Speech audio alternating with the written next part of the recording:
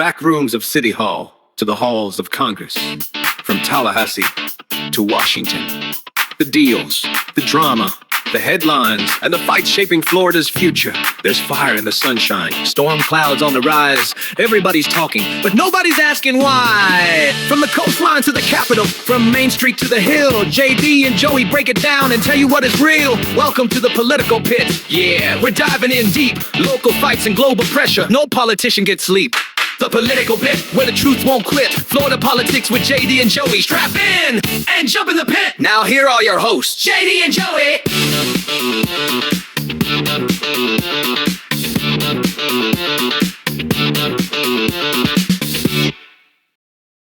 Joel, what's going on? Talk to us about this great show we got coming up here. Can you believe we're finally here today, Joey? We've been talking about doing this since I've known you.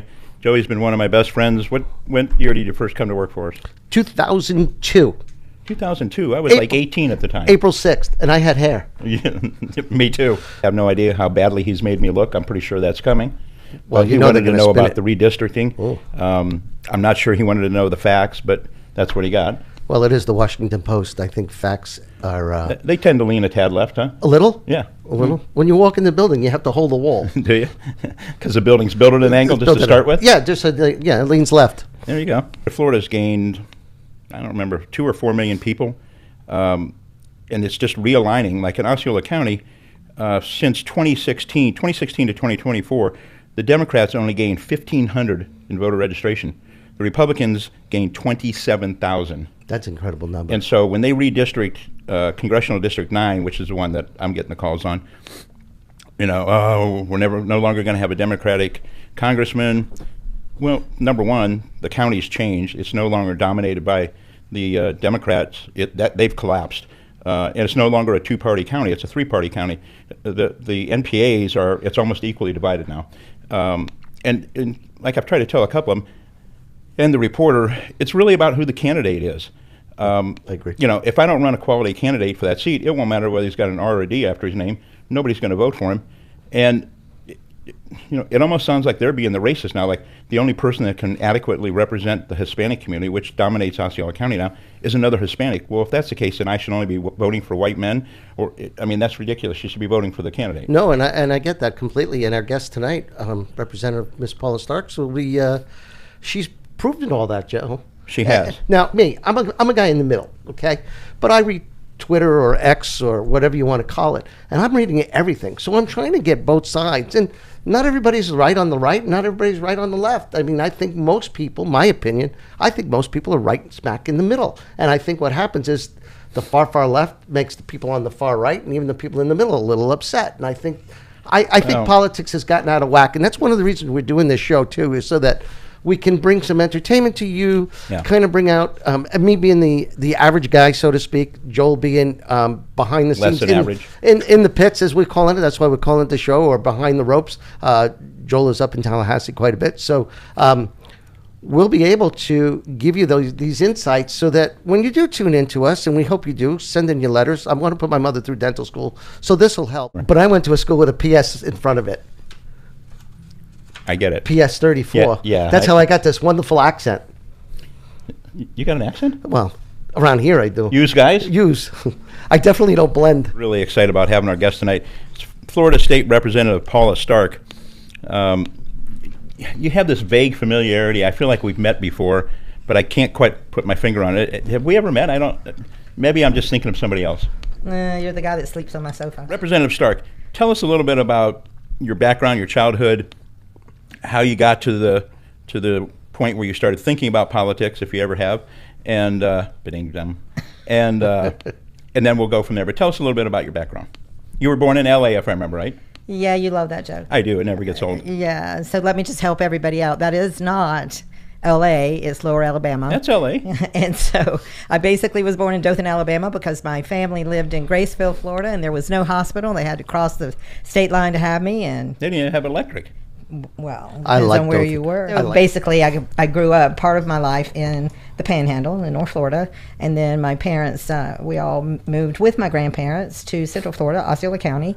But yeah, I was in the newspaper business for 29 years. I ended up as a publisher when I left, and then when I left, I ended up going to work for a nonprofit, which is what I run now, St. Cloud Main Street, which is a national and a state level organization that's economic development with historic preservation, and it's because it was one of the things that we did to improve our community back when I was still at the newspaper.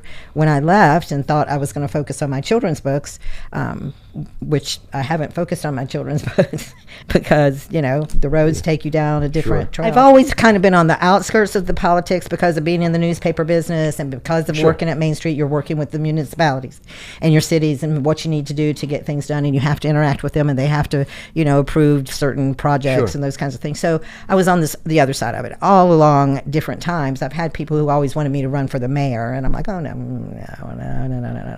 And then all of a sudden they did a redistricting thing. Well, so we would have lunch, and they would all give me a spreadsheet and show me all the numbers. You can't win, Paul. You can't win this. Not that I intentionally picked who we went to lunch with. And I would sit there and go, what do you mean I can't win? We can't just not try. Someone has to step up, right? Representative Stark, a little bit more, talk about her accomplishments and really what all this redistricting, and Paula is the poster child of why some people are questioning, because as you're hearing this story, she didn't have a chance in hell to win, and here she is as the Republican candidate. Well, as a Republican state representative. Exactly. Reelected. Elected and reelected. Okay, so Representative Stark, she makes me call her that at home. It's really demeaning. So Representative Stark, keep telling us the story. Being that you are really a novice at the time going into Tallahassee. So. What were one of the challenges you had to face? I'm sure you had to be involved with there has to be that old boy network that you had to just either beat the piss out of, make them respect you, or hit them over the head with a shoe. Do the old Khrushchev thing and throw them a shoe and say, I'm here, and this is what we're going to do. That ain't how the system has existed for 150 years. I know that. The night she gets elected, I don't know why this light bulb didn't come on before. She gets elected, we're celebrating, and all of a sudden... We weren't celebrating. I was No, because by celebrating. then the light bulb will come. I'm like, you do realize, honey, this is politics. This is a full contact sport. This is a blood sport. She says something like, now she denies this, but this is a God's honest truth. They've never seen it. Conversations. I will tell you that when I went up there after the primary, right, they call everybody up. After her opponent was somebody she couldn't possibly beat. And so then we get to the, Capitol, and they're talking to the Republicans because we're, all amongst each other, and they're trying to make sure we're all going to get elected and telling us what to expect and that kind of thing. And basically we were told that, if it's a thumbs up, you vote yes, and if it's a thumb down, you vote no. So she's talking about the majority leader on the the floor. I get you. Right. And I get it. So this is like, don't think, do what we tell you. I call it VAI, vote as instructed. So I came home and I told Joe, I'm like, you're not going to believe this. And I said, oh, no, I am going to believe it. And I'm like, I can't believe that we had that conversation. Here is what I have learned. I understand, having gone through that, what the intent is. I do. I also understand that I have people I need to answer to. I was voted in a D+20 district to represent all people in my D+20 district, and it's very diverse, and so you have to keep that in mind, and you have to do what you believe is right. And I'm not ever going to make everybody happy. It just can't be done. There's just not another country on the face of the earth that has the opportunities that America has and the government structure that America has.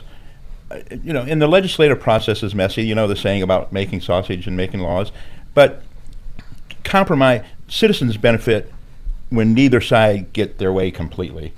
They benefit when there's a compromise, and the founding fathers set it up to where compromise is really the order of the day for the most part to get something done. And the other thing is, legislative bodies aren't good at taking big bites of apples to fix a problem. They tend to screw that up horribly, but they're good at nibbling at it year after year after year, and we get a better product that way. I do counseling for people that have Trump derangement syndrome. Speaking of which, I hear that's a new major in the colleges for the psych departments. I did see that. Yeah, I did see that. I mean, he does live in people's brains. The people that don't like him have never signed the front of a paycheck in their life. And when I explain that to them that way, and they don't even understand what that comment means, that tells me exactly how out of touch they are with reality. Sometimes we all sit back and go, oh boy, why did he say it that way? Sometimes it's his rhetoric, even though we know he's just volleying it. But Joe, you and I, the other side. We know that he's volleying that up to get that reaction. But here's the other side. That's part of why we love him. Because whatever he says, you know is what he's thinking. He's not a politician that's going to stand there and lie to your face and walk away and do something else. Whatever comes out of his mouth, unless it's maneuvering, unfortunately, there's a lot of people that have never read The Art of the Deal, apparently, including the Iranians, thank God. But, I mean, we know pretty much whatever he says is what he's thinking. He's kind of like he's like a stream of consciousness when he's speaking. Why don't you share with us one of those accomplishments that, people have seen, people have heard, and then... What's your greatest accomplishment? What's the greatest one, and the one that gets the least amount of coverage that really should be? The first thing I want to say is how happy I am that I've been able to serve my constituents, because it was unexpected to some extent, and I've really tried to do what I thought was right and hold on to that. And you do. And as it goes back to the redistricting issue, my whole thought process on that is, if I can do that, anybody can do that. It doesn't matter which letter is behind your name. You just have to do the right things, and you have to make people feel like, that you're hearing them and that you trust them. And I'm so proud that my constituents made that choice. Twice. And I also have to say, walking into the House of Representatives and being sworn in is like nothing you've ever experienced. And so I'm so proud to have had that opportunity, no matter what happens going forward, because it's something that not everybody gets to do, and it is very awe-inspiring, and it does make you want to be a good and better person. It really does. The biggest thing that I went to Tallahassee to take care of was the mobile home issue. And that has been a fight from when I was running for office. Yep. And it's something no one was picking up on at the time. No one. Then, that's right. It has resonated now, but I can tell you why. I am going to take some credit for this, because I really believe this has happened. And part of it is because of my newspaper and media background. We knew it was going to be a tough fight, because now what you have are these huge hedge funds that are buying all these manufactured home parks and stuff like that. In particular, Florida. It's happening across the nation. But in particular, Florida. David and Goliath. And it has just been horrible. I have had so many people reach out to me. It started in our district. It really did. People we knew. With you, yeah. And then it was just amazing. I showed up on mobile home parks talking to the citizens and having the park owners tell their management, you tell her she can't come on the property. And I said, I think you should go ahead and do that. Tell me I can't come on. But we did, and we did with escorts from law enforcement. Yeah. Because we know people. But you got a guy. We got a guy. So so we showed up, and we actually started giving these people some hope. It's very, very limited hope. I do have to tell you, because it is a tough nut. But you're making inroads every and day. I've passed 2 bills. I would have passed 3 bills, but couldn't get it on the final agenda Yeah. for a multitude of reasons. There were Thank you, ex-speaker. There are reasons for those kinds of things happening, but I have been able to resonate with that particular issue. We have been able to make some changes that have been helpful to these citizens, but we have not been able to make enough changes fast enough. I did file a bill this past session the number was 703, HB 703, and it addresses a whole lot of other issues that they're dealing with right now. These people, they're losing their homes, systemically losing their homes, and we're making them homeless. And so what's going to happen on the other side? Not only do they lose their dignity, now the state's going to pay for them on the opposite side of the coin. So why aren't we doing something to change that currently? Let me jump in just a second and explain, because not everybody's familiar with how that works. So in these mobile home parks, and this isn't 100%, but typically the lots are rented to the residents, but they buy outright, whatever, own the home normally. Sometimes they rent the home and the lot. But they'll buy the home, they'll have a mortgage on the home, they'll start out, and in one particular case, at my administrative assistant, her rent started out at, I believe, at $425, right? Correct, that's right. It's now at $925 5 years later? Yep. So what they keep bouncing these rents higher and higher and higher until they can't pay the rent, and then they just throw them out, and then they take the home. Now they get to either, the hedge fund either rents the lot and home together as a package, or sells the home and still rents the lot. It's a horrible, horrible system. It's not only just that they raise the rents, it's also how they want to force them to pay the rents, and then that creates other issues, and then they put penalties on it, and then it increases it, and then they evict them, and then they have no recourse.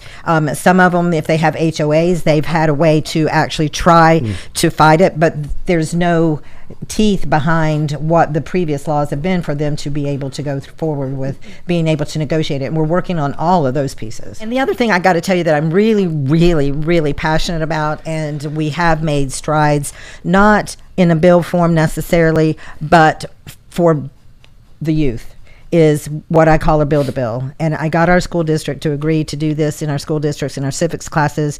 We actually give them the opportunity to write a bill as a team, as an individual, whatever. I have an advisory council. We let those kids come in after we pick out like the top 5. We pick out the top 1, and then I submit their idea as a bill. And some good ideas have come out of that. And great ideas have come out. They wanted CPR taught because they had a coach. They were at a basketball game. Right. The coach went down, and no one there knew what to do. There just so happened to be an off-duty law enforcement officer who came down and gave him compressions until the rescue unit got there. Otherwise, he would have been gone. Yeah. And so those kids witnessed that. And so we've had so many things come through like that with these kids who are absolutely amazing. Yeah. And they tell you stories. They're thoughtful. They've done their homework. They give you examples. And I am so awe-impressed with these kids. Yeah. We have made sure to take back something so that they have a learning situation from it. And in some cases, we've paid to bring them to Tallahassee. That's great. And by we. But right. Over and above that, some of them have taken on or enhanced their interest in a political career. Right. And so it's kind of like bringing in the next generation, and getting them involved. Free state of Florida, here on the sunny side of Satellite Beach. Absolutely. Beautiful day. I would tell everybody this is why you need to move here, but no, don't stay up north. Don't move here. Nobody else move here. Just but joking. If you do, open up an Italian deli here in Melbourne. Rooms of City Hall to the halls of Congress. From Tallahassee to Washington. The deals, the drama, the headlines, and the fight shaping Florida's future. There's fire in the sunshine, storm clouds on the rise. Everybody's talking, but nobody's asking why. From the coastlines to the Capitol, from Main Street to the Hill, JD and Joey break it down and tell you what is real. Welcome to the political pit. Yeah, we're diving in deep. Local fights and global pressure. No politician gets sleep. The political pit where the truth won't quit. Florida politics with JD and Joey. Strap in and jump in the pit. Now here are your hosts, JD and Joey.